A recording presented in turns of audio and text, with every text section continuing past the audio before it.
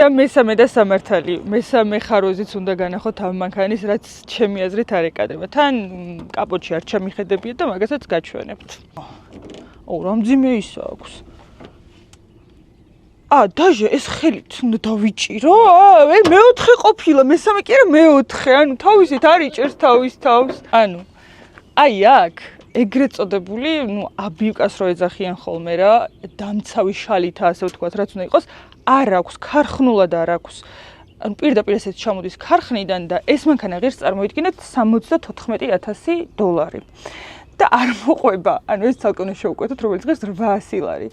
და აქაც ანუ მთელი შიგნეულობა რა, თუ რამე შესწავლა გინდათ ძრავზე, შეგიძლიათ აი ესე აიხედოთ, ჩაიხედოთ და შეისწავლოთ, იმიტომ რომ აბსოლუტურად ყველა კაბელი ჩანს. არანაირი ხუფი არ აქვს, რაც ცოტა მოულოდნელი იყო ჩემთვის და ეს მით უმეტეს, ანუ მაღალი კომპლექტაციის ავტომობილი როდესაც არის, რომელიც ღირს $74,000 არ შეიძლება რომ აი ეს მექანიზმზე არ იყოს. აქ დამცავი შალით არ ქონდეს და ეხა ეს ძრავი ცოტა არაესთეტიურია ჩემი აზრით და დაბინძურების შანსით გაცილებით მეტი არის.